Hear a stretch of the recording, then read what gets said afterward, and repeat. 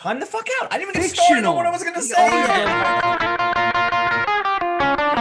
Bro, that movie was crazy. Crazy, Francie. Yeah. I was like, what are specials tonight? Yes. That sounds good. I'll have that.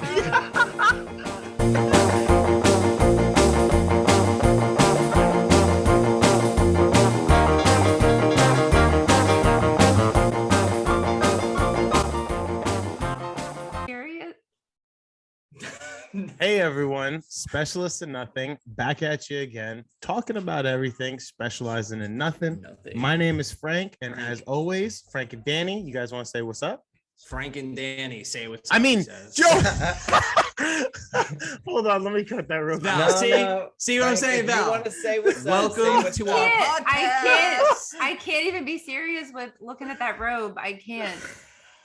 Today we do have a special guest. I'm gonna be laughing and I'm talking about breast cancer. It's not even funny. That's the point. Today we're talking about breast cancer because it's October. It's Breast Cancer Awareness Month, and we do have a special guest today. We have Valerie on with us. Valerie, say hello. Tell us a little about yourself. What you do. What I do. What you do. Well, I'm a mom of 4 kids, so that's my full-time job. On the show. Woo, I'm not the only parent. But lately, especially during the month of October, I've been really basically on social media and in the newspaper, on my podcast, spreading awareness about breast cancer, but kind of pushing people towards looking past the awareness and past the pink ribbons and, all of the pink, and taking action and doing specific things, which I'll talk about it later, but it's very simple things you can do at home. But making the time for your health and making this not just about wearing a pink tutu and doing a breast cancer awareness walk, because we see the pink everywhere. At pretty much any store you go into, there's pink ribbons. Everything is pink. We're wearing pink.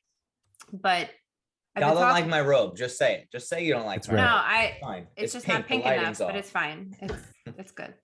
But I was talking to people, whether they had breast cancer or didn't, just anybody, even men. I just said, when you see a pink ribbon, what's the takeaway? What are you getting from it? What message do you get when you see a pink ribbon? And they're like, nothing, just that it's Breast Cancer Awareness Month and everybody's wearing pink. I said, exactly. There's no messages being put out there other than it's October, wear pink. And that really started to bother me. I started talking to women in Facebook groups that I'm a part of. One is the ATM gene mutation group, because that's the gene mutation that I have. One is a mastectomy group, and the other one is just a general breast cancer group. And we were all on the same page, basically, that, this has become too commercialized. It's almost become a cute cancer thing. It's like a slogan. It's a marketing ploy. It's over sexualized. It's like save the tatas and all that stuff. It's like, I love boobies. It's about saving the woman, saving her life. I love boobies. So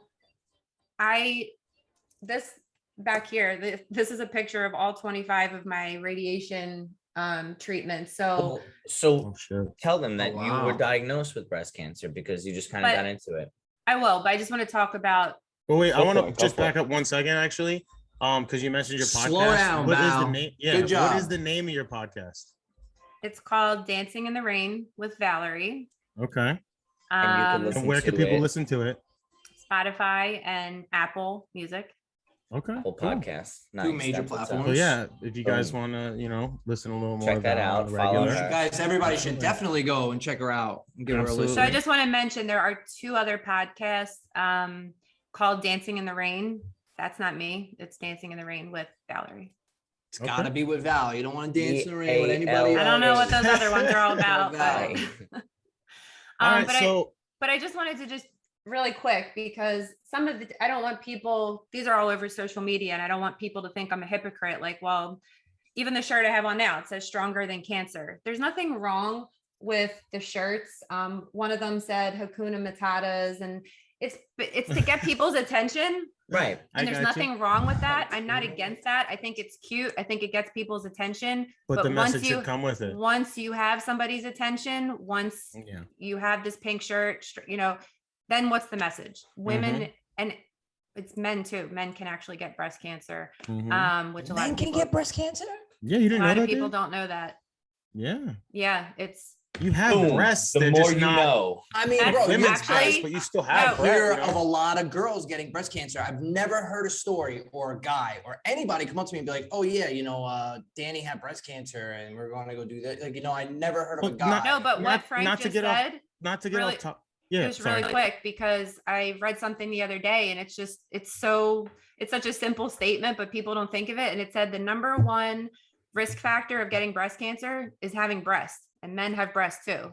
Yeah. And dude, like, it's just like anything else, not to get off like topic or anything like that, but how many times in different stories or different things do you hear like people saying like, oh my God, I never even knew that? Because the media doesn't cover, they cover the certain things about, like she was saying before, it's now a thing about the wrong message, and they're putting out something because it's marketing, and now it's no message. Well, actually, exactly. There is no message. Because it's all, everything is always about making money at the end of the day. Every foundation that I've seen, or not every, but most foundations that I've seen that really truly blow up, at the end of the day, lose where they started, and it all becomes about the money at the end of the day, because certain people take over and it becomes about marketing and this and that. And this is why we need to make this decision now. And things change.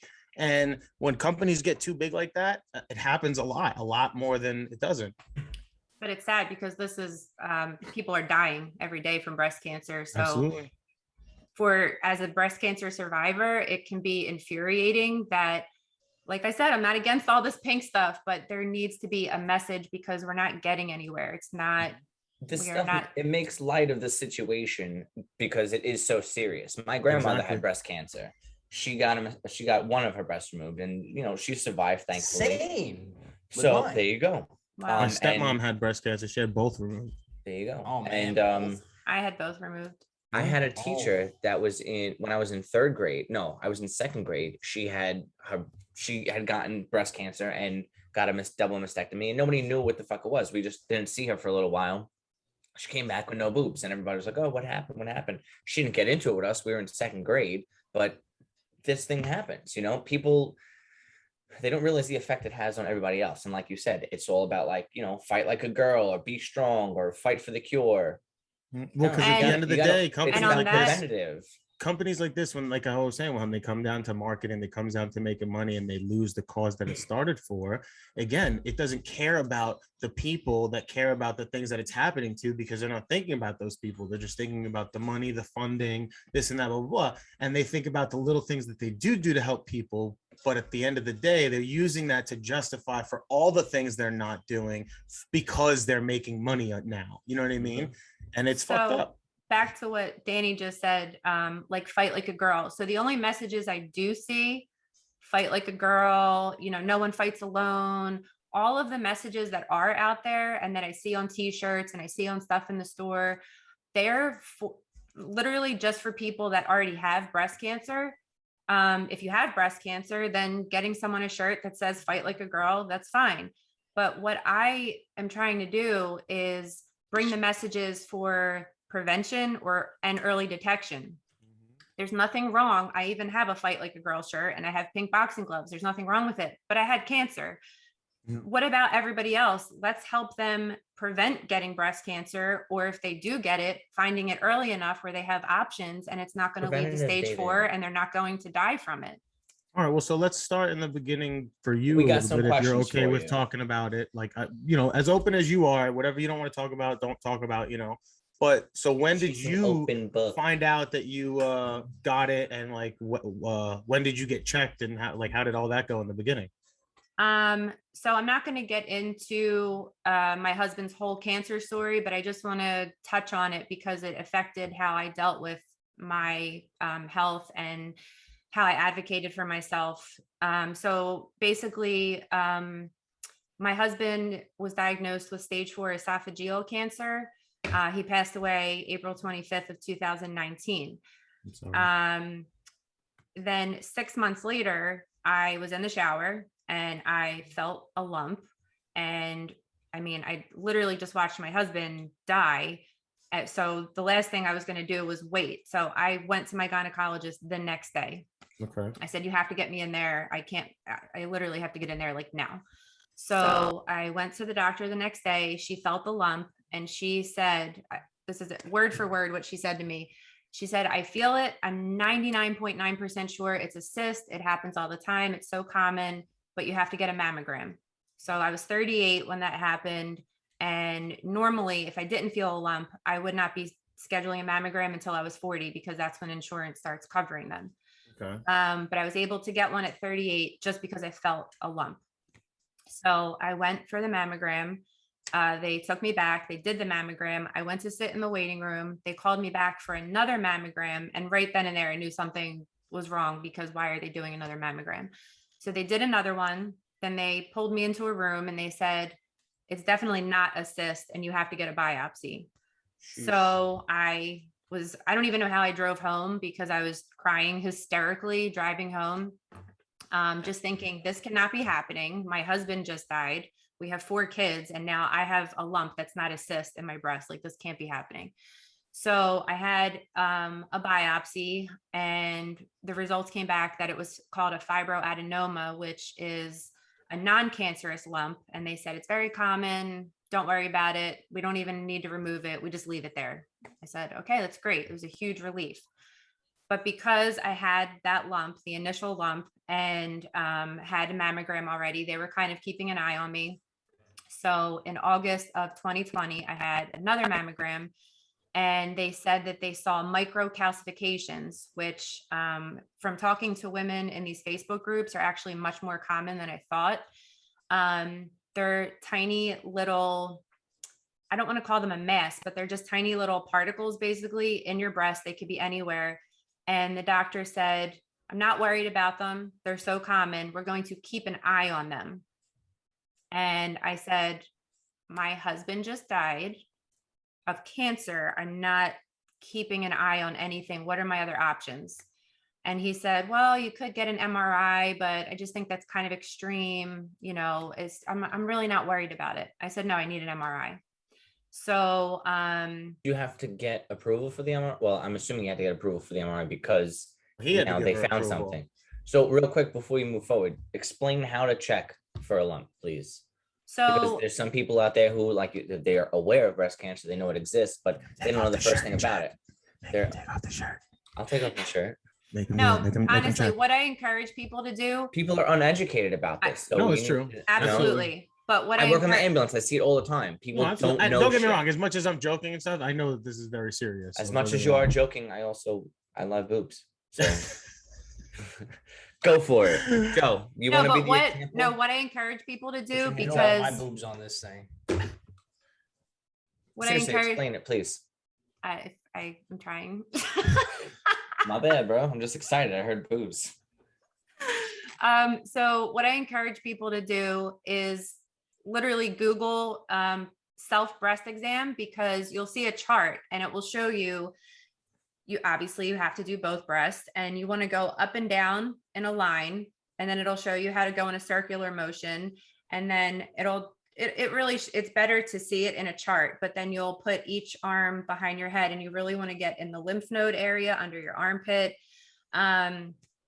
So the important thing to remember about checking your breast is that the earlier you start, the better. The sooner you start, because you want to know check them like regularly, at least once a month. But for women, it's important to check before and after your period because your breast can feel different during those times. And you want to know, for example, if a woman checked her breast before her period and she knows how they feel, and then did it after and she says, well, they feel kind of, lumpy, but that could be normal for her after her period. So you just want to know your baseline before and after your period, what your breasts feel like. And then if you feel anything different, that's when you go to your doctor, like this was never there before. So the sooner you start, the better, because you just want to know what your breasts feel like, what they look like, the texture. Some people have dense breasts. That's really normal. But if you have a baseline and you know what they feel like, then you'll know when something is out of the ordinary. Also, you guys have both been with your girls for over 6 years. So if you feel anything out of the ordinary, you should probably bring It's that funny up. because I just thought of, like, as she was saying that, like, again, not to make a joke out of it or anything, because I know this is It's a serious. good way to lead into a certain kind of night. Well, no, I just thought of walking into the bathroom here, and babe, let seeing me my check you wife for breast showering and cancer. rubbing her own boobs and checking her own boobs. Like, to me, that would just be, I'd be like, hey, like, I don't know. What are you No, but- doing? no, but you know what? You walk past and you see her like doing that thing in the shower, like, oh, okay, babe. It's like, no, it's not what you think. And so, you walk away. I'm doing a self breast exam. That's right. I'm like, hey, no. Oh man. All right, so go ahead now, continue. So then you got the MRI. So I unfortunately did not have the MRI until January of this year because it's a long story. My doctor disappeared. I had to get a new doctor. All these scripts were written the wrong way. COVID. It was just crazy. So I did not have the MRI. Go ahead. No, go ahead. I was just saying, how do you prepare after you got the news? How did you prepare for the rest of your life? I know you told us that there was books and stuff that you were reading, things of that sort, to kind of get you aware of it. Information was available to you. Yeah, like that had to be a lot, especially. Well, I'm not even at the cancer part yet. Yeah. Go ahead. Keep going. So at this part, like so far, I just knew that I had a fibroadenoma that wasn't cancerous. It was just going to stay in there. And then I found out I had these microcalcifications that the doctor wasn't worried about, but I was worried about. And I demanded to have an MRI, which, as a side note, it doesn't even matter if we're talking about cancer, just overall health for everybody. You really have to advocate for yourself, because if my husband didn't pass away from cancer, I really think that if they said you have microcalcifications, we're just going to keep an eye on them, I think I would have said, okay, like they're doctors, they know what they're talking about. That's fine. Yeah, you wouldn't have been as worried about it. I might not even be here today telling the story. No, but because I watched my husband die from cancer, I said, I am not taking any chances. If you can do an MRI, we're doing an MRI. Like, I'm not going to let it go. No, I definitely am one that believes everything happens for a reason. So definitely. I hear you. So in January, I went for the MRI. Almost immediately, my doctor called and said, you need to get a biopsy right away.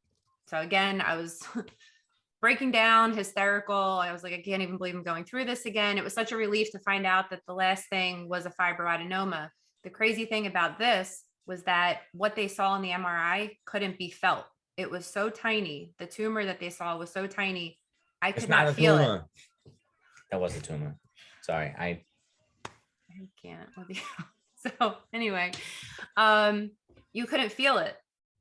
So wait, so what you felt wasn't the actual tumor. It was the cancer was never able to be felt by myself or the doctors. It was so small. So what you felt wasn't it, but because you felt that and because you were so whatever, so like I said, everything happens for a reason. Oh my God, that's crazy. Okay. So go ahead, keep going. So thank God for that fibroadenoma, or I could be dead. So I had a biopsy in February, and then March 4th, I found out that I had invasive ductal carcinoma, which is a very common type of breast cancer. And then from the next day, I met with a breast surgeon, and it took off from there. I had genetic testing done. Again. Oh, wait. So pause again. Real quick. I'm sorry. Hang on. Wait, no, but pause aside from that. So two things. One, it was because you caught it so early on and everything like that, why they were like able to keep everything under control. Is that because that's what I'm asking. Did you catch it so early on because of that and everything like that? So they weren't able, they said it's probably stage 1, but we won't be able to know until surgery, because if it spreads to your lymph nodes, then it's considered stage 2. Okay. If it spreads to a local area, but outside the breast and lymph node area, it's stage 3. And if it spreads to distant organs in your body, it's stage 4. And that's how women die from breast cancer. It's not from stage 1, 2, or 3. It's when it's spread all over your body. That's how you die from breast cancer. Okay. So now number 2 thing is, because you were waiting until to hear for surgery, but you just heard all this stuff. Now I really do want to get into that. So I know that had to be overwhelming. I'm sure you were very upset and everything like that, but how did you help process all that stuff? And like, what was it for you? I mean, I'm sure your kids were a big part of it, but what gave you the drive to just, keep going? Because I got to say, like, not to, sorry, cut you off or anything like that, but I do know 2 cancer survivors. One is, like I said, my stepmom, and the other one is my wife's cousin. who she's very close with, and she's actually still battling, but she's beaten a couple times and then gotten it back.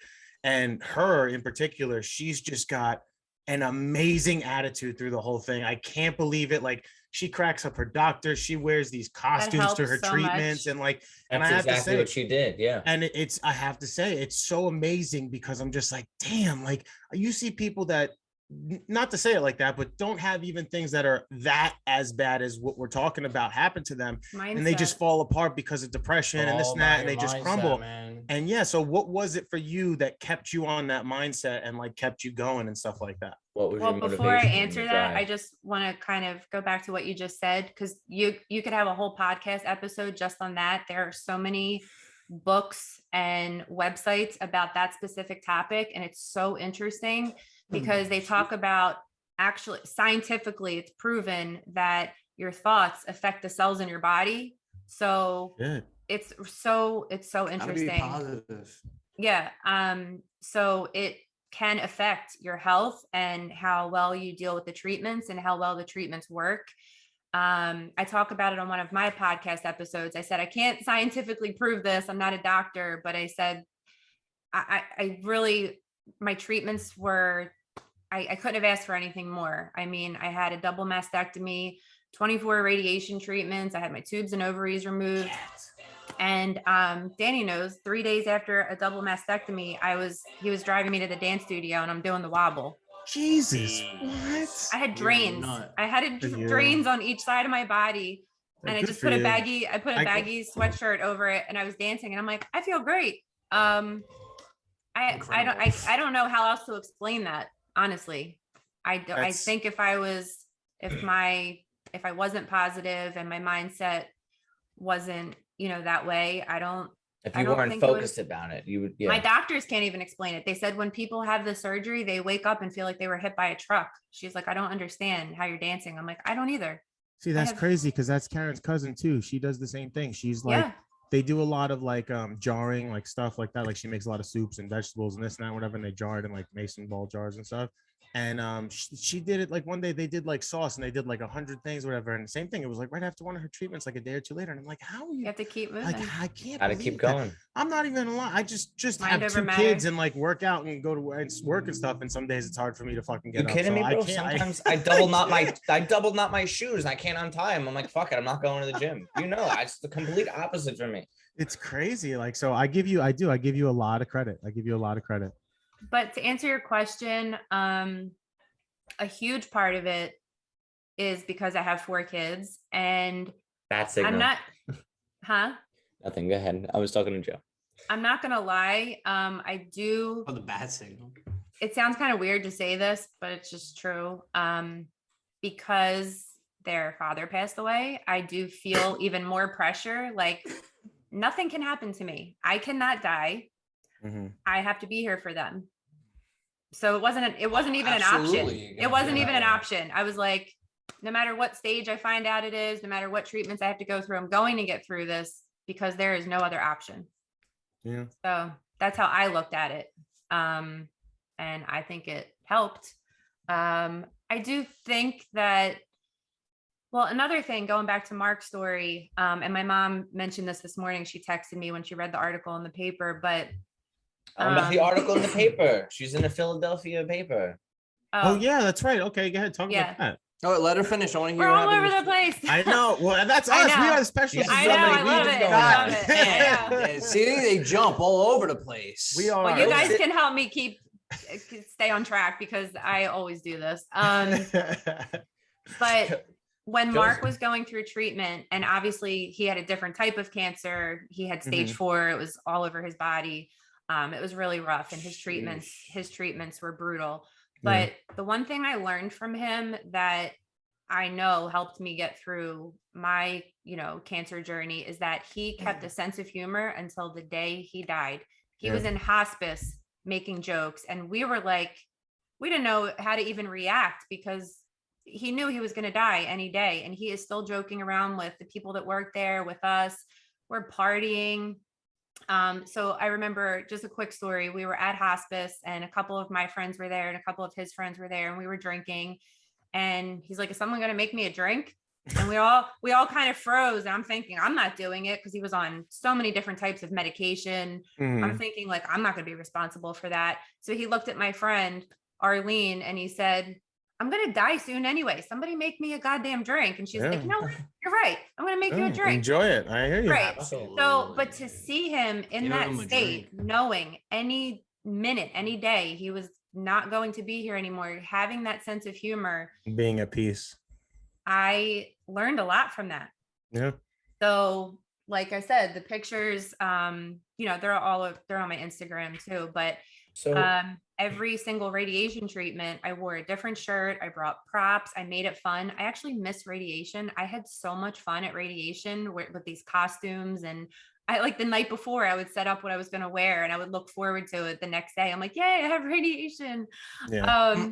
You chose not to go with the chemo, correct? Wait, there was a question before that I feel like, we were talking about the paper. Oh yeah. So tell us. All right, good. Tell us about the paper. So wait, let's get back into this. Keep jumping, Danny. Keep jumping. We can just. I'm kidding. Danny so wants to hit now. Everything. After your radiation, you got back into dancing, right? You're a ballerina and a model now, and you've gotten yourself through this whole treatment based on going to yoga. Not based on, but you said you go to yoga. You do dance. You teach ballet. So now, what's this article about that was written about you in Philadelphia? It was in Northeast Times.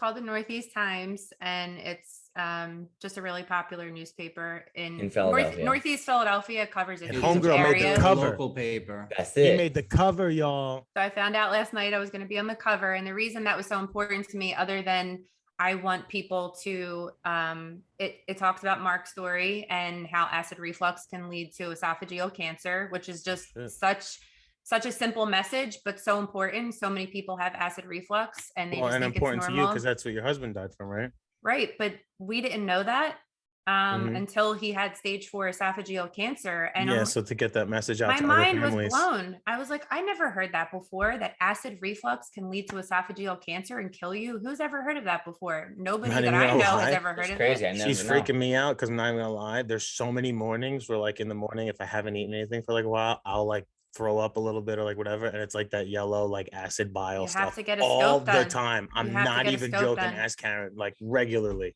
So that's weird. That's crazy. You need to get a scope done. You need to talk to your doctor seriously. Because if you look it up, what they consider chronic and a long time, like basically basing it on when you should talk to your doctor, it's if you have it more than a couple of days a week, like if it's more than 1 or 2 days a week, and if it lasts for more than 4 to 6 weeks. 4 to 6 weeks is not really even that long of a time when you think about it. It's not like if you have it for 2 years, go talk to your doctor. If you have it for 4 to 6 weeks, and a lot of people don't do it because they're scared. And Mark was scared. He was having chest pain for a long time. He self-diagnosed himself. He Googled his symptoms and he said, I have a hiatal hernia. And I'm like, you don't look good. You're losing weight. You're having chest pain. He's like, I'm fine. And he wasn't fine. And, when after he was diagnosed and even in hospice, I was just looking at him and said, why wouldn't you listen to me? Why wouldn't you get the scope done? Why wouldn't you get checked out? And he said, I knew something was wrong and I didn't want to know what it was. And I am shocked at, I have friends that are nurses and they don't want to get genetic testing. They don't want to know. What is genetic testing? So you can either have a blood test, which is more reliable and more accurate, or compared to the swab in your mouth. For me, they originally... Anybody can get genetic testing, correct? Anybody can get genetic testing. Unfortunately, insurance won't always cover it. And I think out of pocket, it's usually around $250. But when it's worth it. I think everybody's insurance situation is different. But a lot of times, if you tell your doctor that even if one person in your family had cancer, so that's a family history, it doesn't have to be 4, 5, 6 people. If you have one person in your family that had cancer, then you have a family history of cancer. A lot of times they will cover the cost based on that. And which is good. I'm sorry to cut you off. Go ahead. No, I just wanted to add, that's another thing. I have met so many people recently that say, I have 5 people in my family that, you know, either died from cancer or have cancer or had cancer. And I'm like, you need genetic testing. But the interesting thing I think about my story is that the only person in my family that had cancer is my grandmother. She is still alive. She's 96 years old. But when she was 50, she had breast cancer. She caught it early. She had radiation and she's still alive. She's 96 years old. But my point is, having a family history doesn't mean you have to have a long line of people that died from cancer for you to have a genetic mutation. I have an ATM gene mutation, and the only person in my family that I know of that had cancer was my grandma. And now with this isn't specific towards breast cancer. This is cancers in general, correct? Yes, okay. That's another thing I didn't know until I had the testing done, is that they can check for all different kinds of cancer. So that's very interesting. Dude, I never want to go to the doctor, for the cancer, and I'm not gonna lie, this for your genetic history. For how, why can't I think of the word? I need coffee. What is the word I'm looking for? Like your chance of getting it, your percentage, probability. It's not even the word. You're asking the wrong people. We're specialists of nothing here. All right. We can barely do math. Dude, I just want to say that this episode is making me feel uncomfortable. I never want to go to the doctor. And now I'm like, I should probably go to the doctor. And I never say that. I never say that. I'm just like, Jesus Christ. That's like what I want to do. I want people to go to the doctor. I'm not even gonna lie. Half the things she said, I was like, yup. Mm-hmm. So many people I talked to. I'm and just that's like, why, damn, like, and that's why it was important for me to start with Mark's story in the interview for the paper, because I wanted to also get that sentence out there. Just esophageal cancer, you know, acid reflux can lead to esophageal cancer. People, it's mind blowing. It's like, that's such a common thing. People take Prilosec, they eat Tums. There's so many things at the store for acid reflux that it makes people think this is just something I have to deal with. It's just part of my life. It sucks. It's not comfortable. But over time, and by time, I mean literally even 4 to 6 weeks, it starts to eat away at your esophagus. And then it leads to it can lead to a condition called Barrett's esophagus. If you catch it at that phase, it's very treatable. Once it passes the Barrett's esophagus phase and you're at the cancer phase, it's esophageal cancer is a beast, and it's very hard to treat after that. It's very, very hard. Yeah. And then it just spreads. Okay. So now to get back to something I meant to ask you earlier, what type of advice would you give to somebody who was recently diagnosed with breast cancer, and how could someone approach breast cancer knowing what you know now? So you're asking what I would say to someone who's recently diagnosed? Right. Is there any type of ways to reach out? Like you said before about a Facebook group or information, anything like that. Facebook groups, you know now. I know that you the number one thing, it's an interesting question, because the number one thing that I would really encourage people to do when being diagnosed with any type of cancer is to not shut down and try to deal with it on your own and just thinking things in your head, and, you know, talking to close friends and family, just being open about it, not keeping it to yourself. But also there's so much out there with, you know, technology and computers. And so when Mark was sick, as his, you know, caregiver, I joined a lot of groups, and they helped me get through taking care of him. Other people just saying how hard it was, and just giving each other tips on how to get through, and just having a support system of people that were literally going through the same exact thing I was going through. Because in my community in Collingswood, I didn't know anybody taking care of someone with stage 4 cancer, but I go on Facebook and there's hundreds of people, and we're all helping each other out. So that was really helpful. So it goes for really anything. But when I found out I had breast cancer and I had a genetic mutation, I immediately looked up on Facebook. There's a whole group just for people with an ATM gene mutation, and it's men and women. Then after I had the mastectomy, I joined a group for a mastectomy group. And then I'm a part of a couple just general breast cancer groups. But the mastectomy group was really helpful because that's a life-changing surgery, and there are so many different options. But it's terrifying. Just the word mastectomy scared the crap out of me when my doctor first said that. When you first told me the word mastectomy, for some reason, I thought of like Frankenstein on a table and they're like operating and shit. I was like, the fuck? Obviously, that was the comical part of me trying to make light of the situation. Well, when I first heard it, I just pictured myself completely flat with scars everywhere for the rest of my life. No, yeah, it's not like that anymore. Well, for some people it is, and I totally. I guess that's true. Actually, that's one option, and I totally respect women's decision to do that. I think it's very brave, and they don't want to be bothered with. They're just happy to be alive, of course, and I think it's great. For everybody has a different situation, and everybody has different needs, different priorities, different way they see things and how they go. So yeah, everybody. Right. But I didn't even know that there were options. So when my doctor said, especially with the gene mutation, because at first we were talking about just having a lumpectomy, and he said it just doesn't really make sense to have a lumpectomy. There's a lot going on in there, and it could come back. Then after I found out I had the gene mutation, we were like, forget it. I 100% have to have a double mastectomy. But then they started telling me, because they could see the look on my face, I seriously wanted to just pass out when I heard the word mastectomy. I'm like, my life just like flashed before my eyes. And he said, but you can get reconstruction at the same time. And I said, what do you mean? And he said, well, the breast surgeon goes in, takes out all your breast tissue. They also took out 3 lymph nodes. He said, and then, after that surgery, which takes a couple hours, then the plastic surgeon comes in, and I got implants right away. It was all in one big, they did all in one shot, huh? All in one shot. Wham, bam, thank you, ma'am. Another thing I want to mention, just because we're on the topic of the surgery itself, you could actually just have a whole podcast episode about treatment, mastectomies. There's so many different options out there, but there are nipple sparing mastectomies, and then so a lot of times if you look up a picture of a mastectomy, you'll either see women that are totally flat with scars, which is really common, or you could even see women that have had implants, but scars across and they have no nipples.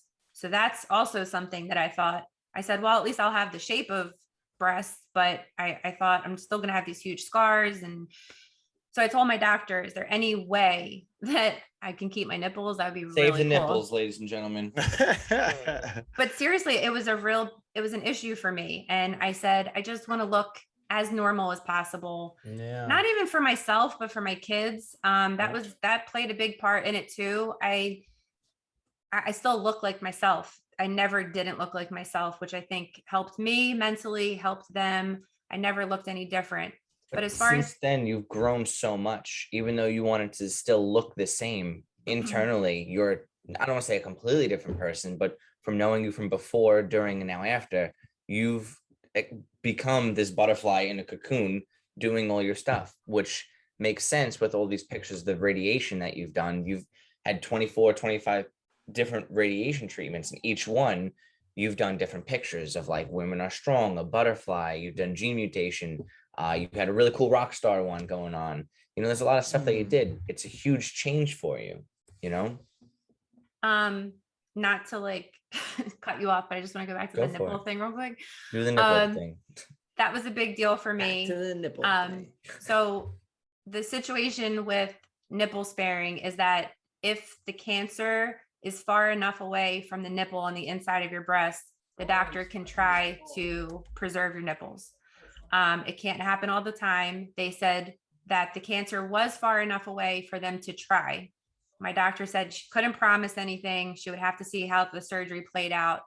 So when I woke up from my surgery, I was still under a ton of anesthesia, and I was wrapped up in this thing. And I looked over at the nurse and I said, do I have nipples? And she goes, yeah, they were able to keep them. And I'm like, okay, I'm just going to go back to sleep now. So I was really happy. They don't look the same, but they're still mine. Another option that's newer and amazing is that they do 3D nipple tattooing for women that have had a mastectomy with reconstruction, and they look amazing. So that was my backup plan. If I woke up I'm sorry, hang on. Because I did not know that was a thing. And I just got to comment on that real quick. Because, like, if for me personally, I wonder how the texture is. That's what I'm saying. That would be kind of weird. You have to I look it love up. playing with my wife's nipples. So like I to know. like think it's there and see the 3D image and then go to like and then it's not there. Like that would be kind of weird. I gotta say. I mean, I'm not trying to make a joke out of it again. No, I know. But like when you said that, I'm just like, oh wow, like that's crazy. I did not know that was an option. That's nuts. Well, you have to look it up because some of the tattoo artists are amazing and they 3D look beautiful. printing, ladies and gentlemen. No, but they really look amazing. So yeah. I had to prepare myself for that possibility. I hear you. So I was already looking up people that I were somewhat local and were really good at what they did because I did not. And again, I'm not putting anybody down for their decisions to go flat or to have reconstruction with no nipples. You'll see some people will get elaborate, flower tattoos, like covering their whole breast. I think that looks really cool. But for me, I just thought if I can't have my own nipples, then I'm going to get the 3D tattooing. That was my backup plan. That was plan B.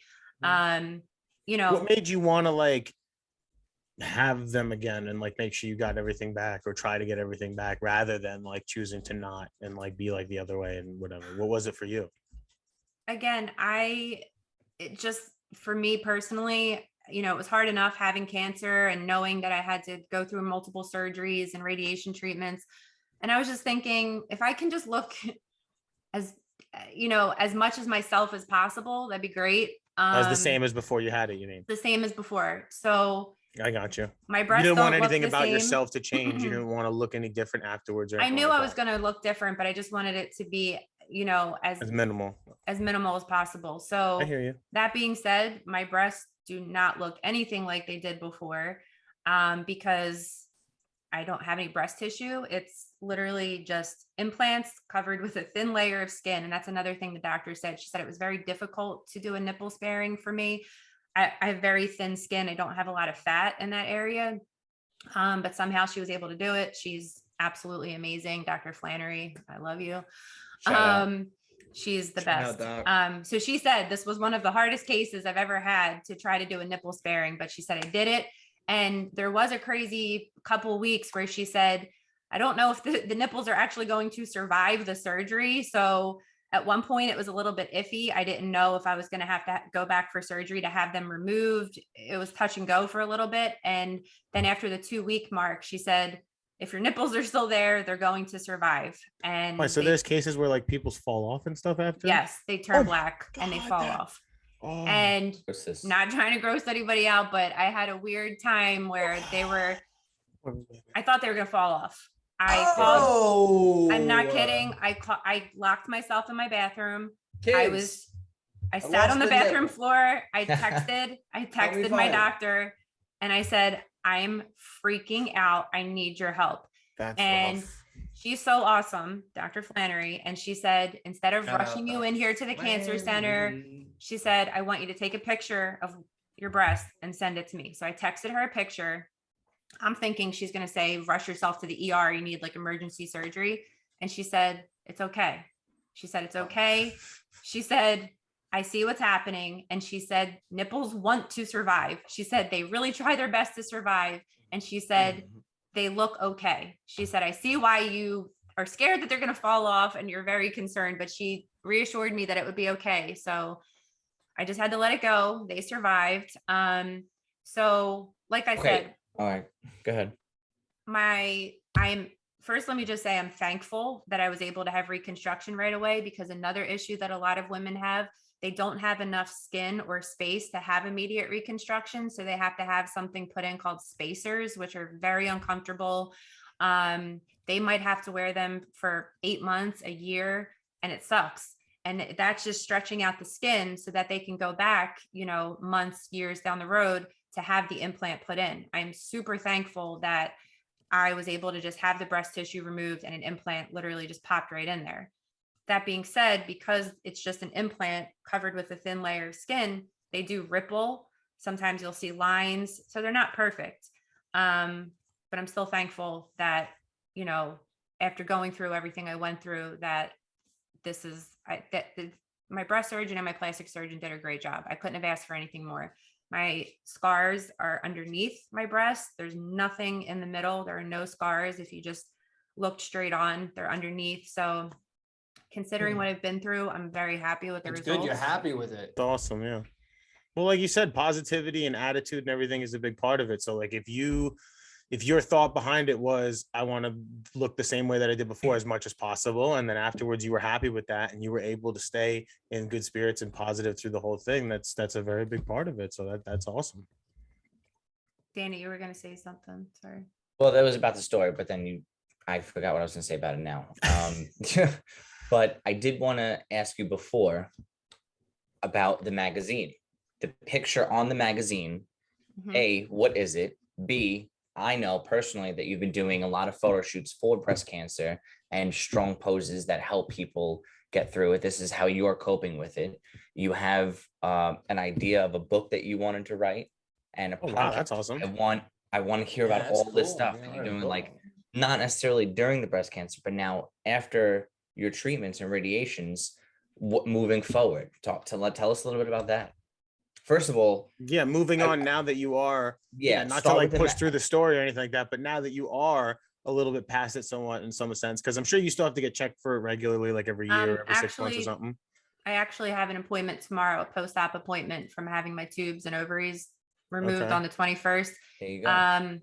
But in a few weeks, I'm going to have to start an estrogen blocking medication that I'll take for 10 years because the cancer that I had was estrogen receptive. And this is what I mean. Breast cancer specifically has so many different levels to it and so many different like subcategories that we could go on and on forever about it. That's why with my podcast specifically, I did an episode last night, but I'm going to continue doing episodes during the month of October because there's just so many things to cover. I can't possibly cover it in one episode. So again, some people, some women's breast cancer is estrogen receptive and some people are not. When I found out that my cancer was estrogen receptive, the doctor said that that's considered a good thing. And I didn't understand at first why that would be a good thing. And they said, because you can have your ovaries removed, which I did, and you can take estrogen blocking medication to help prevent the cancer from coming back. For women that have breast cancer that's not estrogen receptive, there's no point to take estrogen blocking medication or have your ovaries removed. So it's just another level of treatment that I was eligible for. So sometime in the near future, I have to meet with my oncologist, and I'm going to start taking a medication that will block the estrogen in my body, because this is something I didn't know. Even though I had my ovaries removed, my body will still find a way to make estrogen. I thought I'll just have my ovaries out and then I don't have to take medication. They said, no, you still have to take the medication, even if you have your ovaries removed. So it wasn't one or the other. Right. It was both. So that was kind of disappointing, but it is what it is.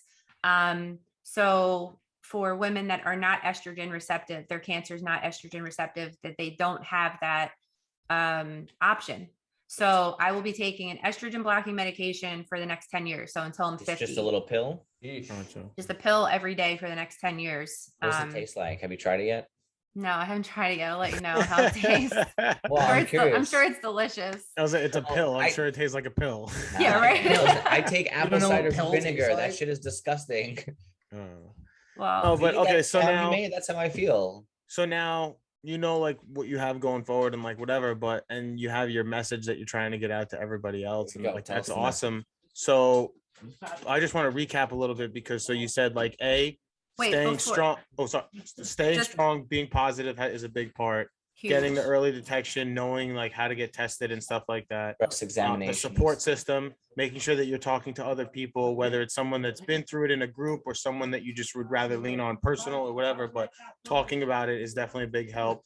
And genetic testing. Right. Well, so another thing that I came up with, I was trying to make it easy. Oh, and I have to go back to the bridge points you think, but I was trying to make it easy for people to remember and to get the message across. I don't want it to be complicated. That's why I try to keep my podcast episodes short. I don't want people to lose people's attention. I want to get their attention. So like I said, the pink gets their attention, and then I just want quick, simple things that I could post on social media.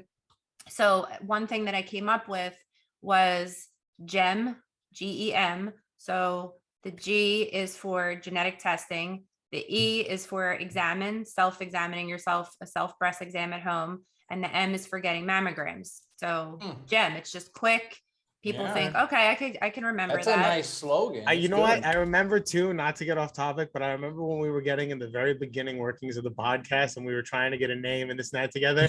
And she was a fan of that, like the things where it was like letters that stood for some, what's that called again? Acronym? Monograms? No, isn't it an acronym? Mammograms? An acronym? Yeah, like when you so she's a big fan of acronyms. I know that. So when she said gem, that's what made me laugh. They get people's attention and they're, just makes it easier. We are the sons. We are 3 sons, specialists of nothing. There's your algorithms. Continue. So anyway, GEM, GEM, genetic testing, examine, mammograms. I thought that was pretty cool because it's just simple, gets your attention, easy to remember.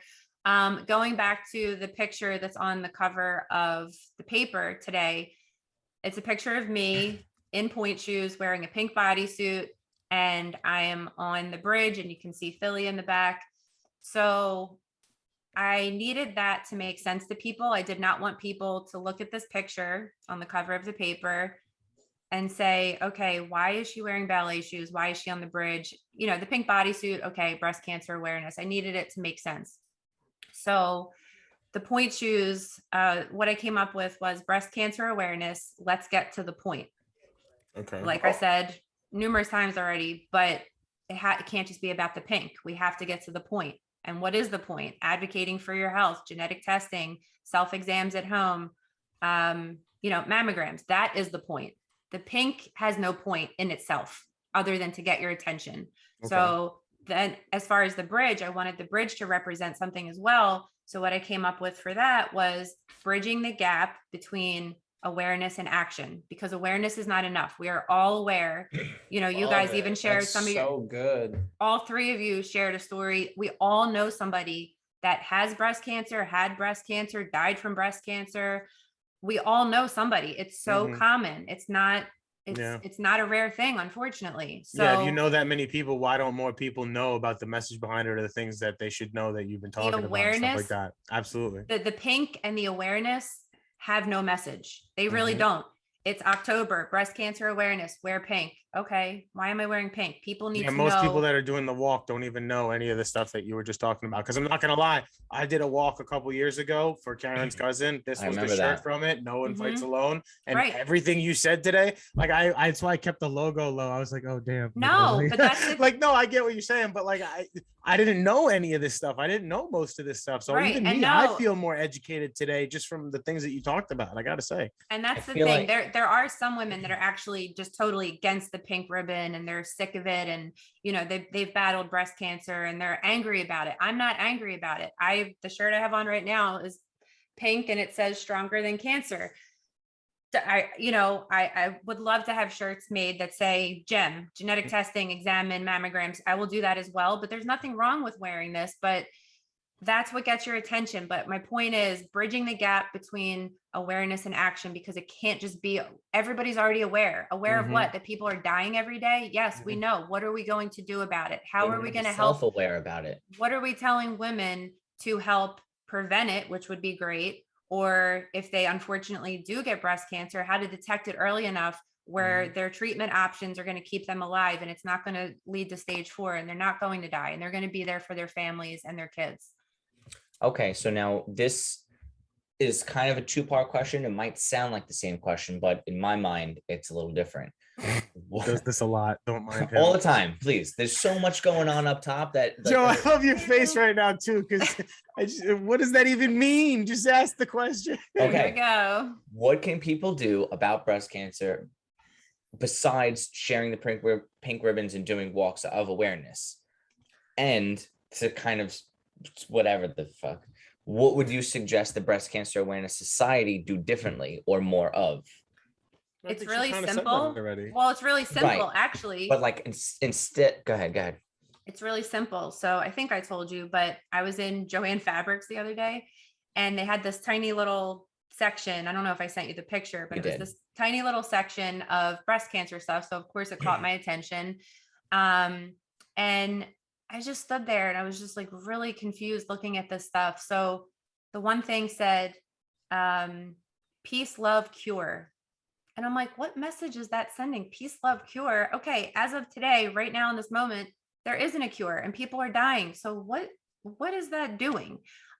That same thing, that same whatever it was, could have said gem, genetic testing, examine, mammogram. I want the messages that they're printing on this merchandise and these shirts to have a meaning behind it. Yeah. To be more real. It's just too cute. Rather than people just seeing that side peace, of love, that you cure. want them to be. What is that? Oh, what does that mean? Make them nobody's get more going to go engaged home and check their breast because they have a coaster that says peace, love, cure. It's not, there's no action behind it. Well, even then, no one fights alone. Like all it is meaning support. Again, exactly like you said, a reactive thing, not a proactive thing. Exactly. Yeah, I'll go on this walk with you. I'll support you. I'll be there for you. I'll whatever. But again, how are you preventing it for the next person? How are you helping the awareness to prevent more of this from happening, preventing so many people from having to deal with this in their families? So I totally again, I would never take the focus away from breast cancer survivors because I am a breast cancer survivor and I have a shirt, like I said, that says, but it's equally as important. Fight like a girl. And I took a picture with pink boxing gloves and that shirt on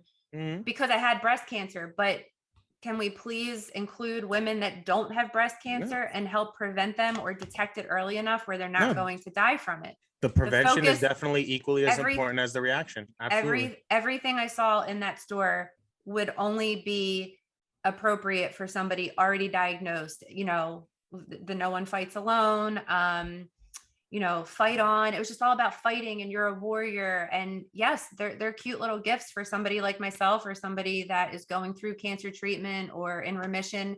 But what about preventing it from happening or detecting it early if it does happen? That's so crucial. True. Very true. So to go back to your question, it's so simple. If these big companies could just start printing useful messages on their merchandise instead of peace, love, cure, then we could get somewhere. And then people would buy it for somebody. Oh, Jim. Oh, I'm going to go home and check my breast. Oh, I'm going to schedule my mammogram because I'm due for one or I never had one. Or guess what? My grandma died from breast cancer. I'm going to go talk to my doctor about genetic testing.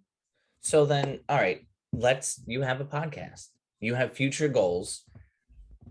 Frank is a marketing genius. And I'm a graphic I was actually going to wait designer. till after we did this. I was going to say to you, if there's anything you need help with for like making clips for your social media, for your podcast and stuff like that, and like analytical things and stuff like that to try and help you like get out.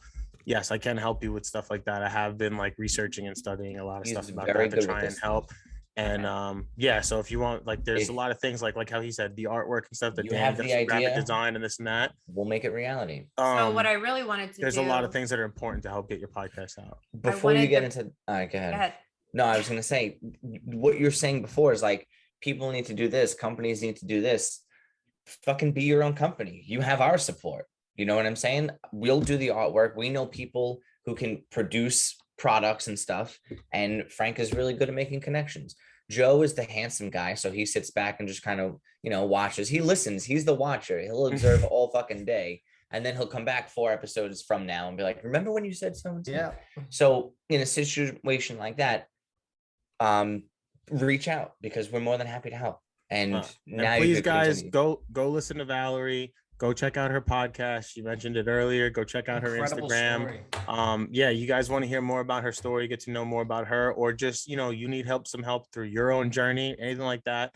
Please, guys, go follow her, listen to her. I mean, it helps to relate to somebody else when you're going through. So I'm so glad you said that because the last thing I want to say is that. See, I wait to the end, then I say the good stuff. That was really good. That was actually perfect. It leads right into what I wanted to say is that even on the cover of today's paper, the headline does not have to do with cancer. It's about how my podcast, and I think most of us have heard the quote about dancing in the rain.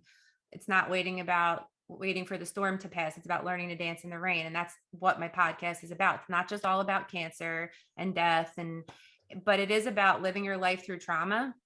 And, like you just touched on, so people don't have to listen, like they're not listening to your podcast necessarily just because of cancer awareness and stuff like that. No, it's not exactly. So if you guys are just going through something and you guys want to listen to her, we all go through stuff. Yeah, absolutely. We all go through traumatic events, some more than others. I've had tons of traumatic events happen in my life, but I know my doctor. I have tons of friends and family that have been through worse things than I have. And then I have people on the other end of the spectrum that are like, holy crap, like, how did you go through all this stuff and you're still positive, and they haven't been through 1% of what I've been through. Yeah. It's out of our control. But the point is, we're going to go through traumatic events. But what I'm trying to promote right now is us helping each other, not just me talking to people about breast cancer. Every single person has been through something traumatic, and you could help another person. Yeah. So whether you're posting on social media or just talking to a friend or starting a podcast, it's like a ripple effect. It's like a domino effect. And we can all help each other out. And actually, I just wanted to read this. It's a really simple, basic quote from Demi Lovato, but she said, if I help one person out with getting through the struggles that I've had, then I've done my job on this planet and this life. And that's how I feel. And I've had so many people reach out to me saying, you motivated me to schedule my mammogram, and I had genetic testing. And, and I'm going to tell this person, people today are going crazy with the online article in the Northeast Times. They're sharing it like crazy. And it just makes me so happy to get that information out there. I definitely feel that. I want to put that information out there for you. If you'd like to read the article and see the pictures that she's talking about, it's northeasttimes.com. You could check that out, or you can drive to Philadelphia and buy a newspaper. That'd be cool too. No, but honestly, the app.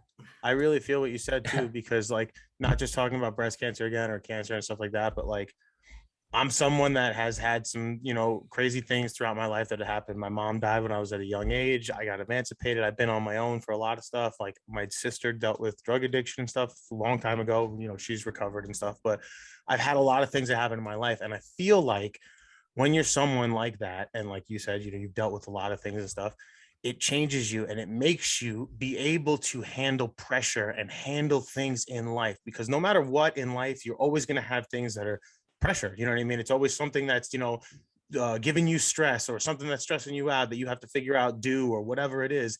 And when you've been through so many traumatic events and things like that, and you have been able to push on and hold that positivity and be like that, it makes you more prepared for other things in the future. And me, like, moving around a lot, and like, I've been to a bunch of different states from, where I've lived. A lot of friendships that I made and connections were through other people that lost their parents young, or this and that were traumatic experiences that we connected on and had some deep conversation when we were drinking or smoking or whatever. Mm-hmm. And that was like how I got a close friendship with them. And so I definitely agree with everything you said today. I love the message that you're putting out to everybody. Yes, absolutely. I'm serious, guys. Please go listen to her podcast. She's awesome. Thank you, Val. With what you just said, I'm just encouraging you. You could do whatever you want, but like we talked about earlier before the episode started, if you're comfortable sharing those things on your podcast, that's something that can really help people. Absolutely. Specific topics like that you just mentioned that you've been through. Addiction, so many people either personally have been touched by addiction, or somebody in their family. It's too common, and people can relate to that. Or all of us, every single person has a story to tell, and you can help somebody out there. That's like really the whole point of all of this. So the one thing that goes with that though is, and like, this is important for people to hear right now, is it's all a matter of on your own time too. You have to be comfortable of when you want to talk about something, and when you feel that comfortability, and who you're comfortable with to talk about. So we have been talking about that. So don't get me wrong. There are things like coming out like that in the future. And even like my sister said, she wanted to be a part of it and stuff like that. So we are planning for things like that. It's just a matter of getting the right timing and getting like, everybody has to be in the right mindset for something like that. Because again, opening up in those moments and stuff like that, there's certain breakdowns that come out of nowhere, and certain things that happen that, we don't want to, we don't ever want to push anybody too far in the show, but we are all about like sending out that message and helping people. And the one thing I learned for myself, which I guess I didn't realize was going to happen, is I just kept thinking, I want to help other people. I want to save people's lives. I want them to know all this information. But when I talk about what I've been through, it's healing for me. Yeah. It feels so good to talk about it. Yeah. It's therapeutic. And then when people are reaching out saying, this touched me in this way or that way, I got testing, or, you gave me hope. And it's been so healing for me, and I didn't expect that to happen. So it's like a win-win. I agree with you. That's why I am the way I am. I mean, both of these guys will tell you I'm very like that. If there's something that's like that, I hate to say like, oh, I'm a motivational speaker like that in that sense or whatever, but like I like to try and motivate other people in the sense that are around me, because And it's like it's big. And when you know that it really helps someone, it makes you feel that much better too. It makes you feel great, you know. And it really is a domino effect. I've already had 3 friends reach out to me saying, how did you start a podcast? Because I have a story to tell that could help other people. Yep. So then they start a podcast. Oh, trust me, and we they get help that people. all the time. And we get amazing. So many people that are like, yo, can we be on? We want to talk about this. We want to talk about this. Yeah, so, but it's awesome. I hear you. So, well, thank Danny, you so much. What does that mean? Thank you so much for the Frank. Man, this is a family podcast here. Thank you so much for the likes, listens, shares, and follows. Thank you very much, Valerie, for your story. Yes. Your words of encouragement, your information, getting the message out there. We're getting to the point by bridging the gap, and I think that's very clever of you. Thanks. I like what you just did there too. That was clever. You know, just a little something. I wrote it down like 3 days ago. I believe him too. He definitely did. We appreciate everyone doing your part to spread positivity and awareness and I guess of breast cancer. So congratulations to anyone who has overcome breast cancer. Anyone who wants information can reach out to Valerie or us, and we could reach out to Valerie. Real quick, Val, you want to tell your email or podcast name again, please? Okay, so the podcast is Dancing in the Rain with Valerie. And I actually wanted to also just put my Instagram out there because there are a lot of cool pictures. I have a picture from every radiation treatment. There you go. Plug it in. Pictures from right after my mastectomy. What's the Instagram? So it's Valerie. I spell it VALARIE 42981. That's my Instagram. So you'll see all the radiation pictures on there, dance pictures. I probably should start a separate Instagram just for on that, just for cancer, this. One for the breast cancer, one for the dancing. Yeah, I don't know. I'm gonna have like 5 Instagrams, but well, and then the email is what is it? I don't even know my own email. I don't use that one. Wait, no. I don't even. Oh, Valerie Dancing in the Rain @gmail.com. There it is. All right. And he called. Do you remember your phone number, or should you write that down on your arm too? I don't know. Valerie, you're a true hero and a real life Wonder Woman. Thank you very much for joining us today. We appreciate it. Thank you for having me. You guys are awesome. Thank you. You're awesome.